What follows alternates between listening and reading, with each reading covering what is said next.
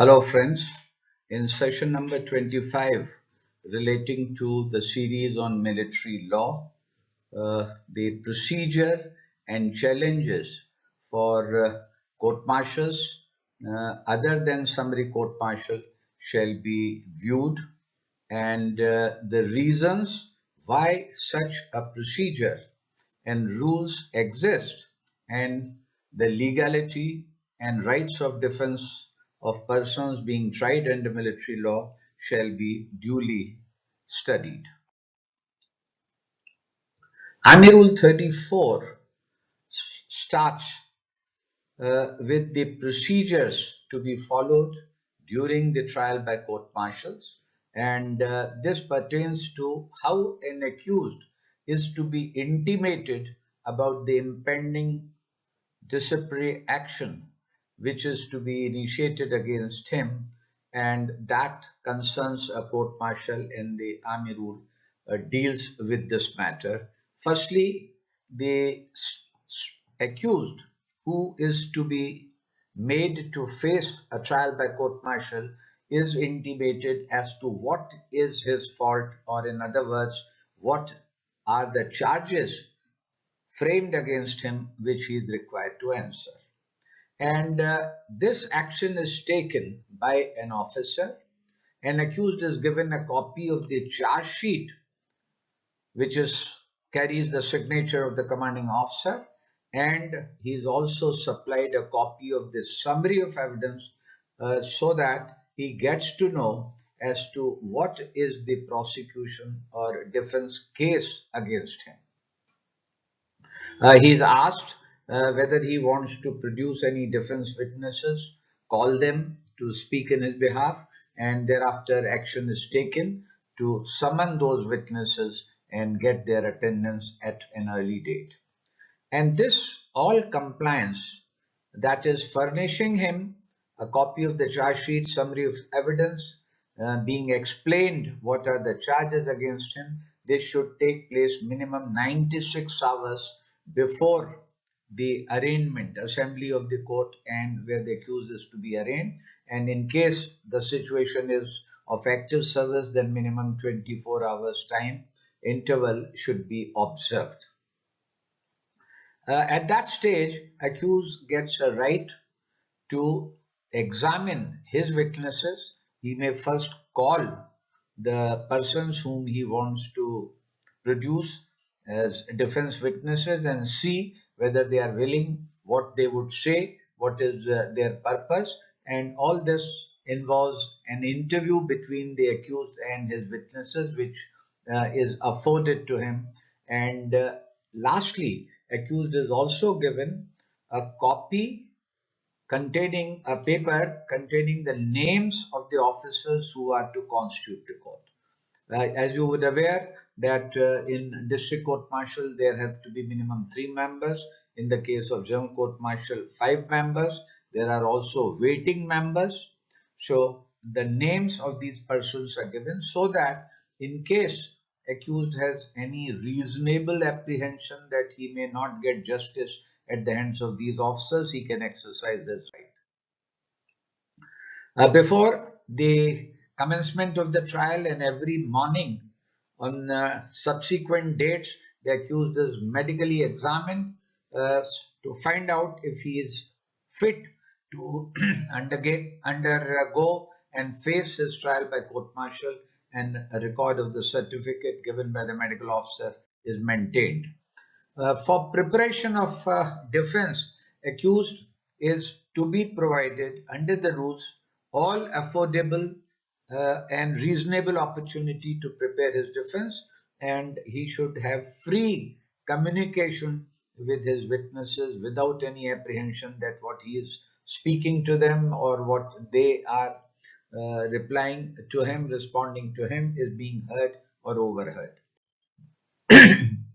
At a general court martial or summary general court martial, even in some district court martial, accused is allowed a defending officer who's an officer subject to the military law, and he may have legal qualifications, that is not essential, and every effort is made to secure the services of such an officer whose name has been given by an accused, and if accused does not know anybody, has no choice, then a suitable officer is selected by the convening authority, and he is allowed time and opportunity to meet and discuss the case with the accused.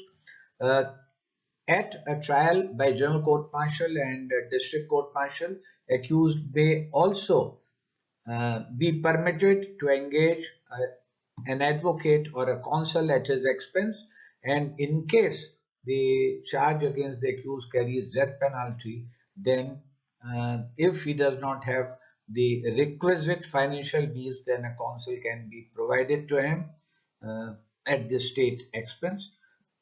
And the provisions for this in this regard are contained in Army Rule 95 to 101.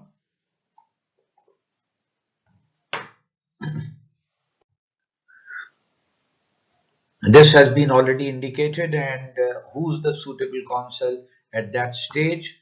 The convening officer is required to consult the Deputy Judge Advocate General of the command, and then suitable defense counsel can be provided to an accused where the charge carries death penalty.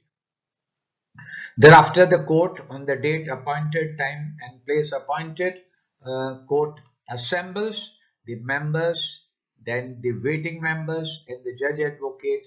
They sit in a closed court. Closed court means at that stage the accused or the spectators, witnesses don't attend, and this assembly of the members, waiting members, and the judge advocate go through whether they have the necessary papers, documents like convening order, charge sheet, etc. And amongst the members, whosoever is senior-most acts as the presiding officer, and he takes seat as a presiding officer. The members are at that stage required to satisfy themselves that the court is legally constituted, and that comes out from the convening order that the officer who's competent, who has a warrant, has constituted the court, the type of court martial, what are the minimum number of officers required to constitute that court, that is seen. Each of the officers should satisfy the criteria relating to qualifications and eligibility. If there is any hindrance on that count or problem on that count, that is to be sorted out. Similarly, the judge advocate, his name should appear in the convening order that such officer has been detailed to serve on the court martial as judge advocate. He should not be disqualified. This is maybe with regard to, say, is being interested in the case, having been part of the investigations, or whatever are the laid down norms. The accused should be amenable to military law and also to the jurisdiction of the court. Means that the unit of the accused should form part and should belong to the jurisdiction of the convening authority. And lastly, that the charge which is contained in the charge sheet should disclose and should amount to an offense under the military law. All this is seen by the court, and the members satisfy themselves while the court is still closed, and the law in this regard is contained in Army Rule 41 and 42. Thereafter, the court is opened. That means that the accused is called inside. The prosecutor, defending officer, defense counsel, if any friend of the accused, they all enter the courtroom. The prosecutor, they all take their designated seats, and this all is indicated in Army Rule 43. The charges are then read to the accused. He is asked whether he objects to be tried by any of the officers, those who are sitting in the courtroom as members. Accused may give his objection. First, he has to say that who is the officer against whom he has the objection. All the officers against whom he has some objection are to be named first, and then he is required to state as to what are the grounds of that objection, why he has an apprehension that he would not get justice from their hand. If he wants to give any evidence to that effect, he is allowed. Thereafter, except the person who has been objected, that member, in his absence, the other officers are required, who are the members of the court, are required to decide and vote whether the objection of the accused is, or the challenge of the accused is to be allowed or not.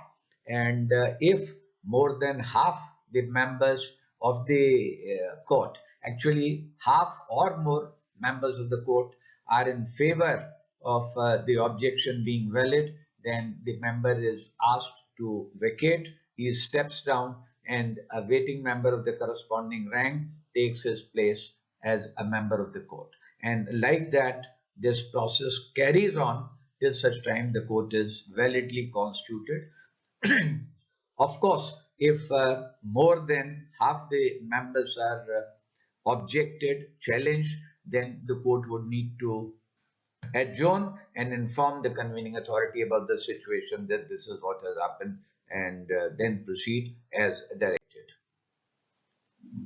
Once the court has the requisite number of members, minimum required under the law, then members take their oath, and what oath they would take, that is also written down, indicated in Rule 45 of the Army Rules. And not only the members and judge advocate, but also if there is any interpreter or a stenographer, shorthand writer, or officer under instruction. Officer under instruction may be an officer of the Judge Advocate General's Department or other junior officer who's there as an understudy to learn the process, to observe the process. They are also required to take oath, and they take their oath. Then the next stage is arraignment of the accused. And this arraignment is conducted by the judge advocate or presiding officer, and it involves various steps. Firstly, the accused is called by his number, rank, name, and description, and is he asked that, well, is this correct? So that whether in his number or in his name, spelling, corps, a name of corps or department, if there's any mistake or error, that is corrected. Thereafter, each charge, there may be one or more charges in the charge sheet, is read to the accused.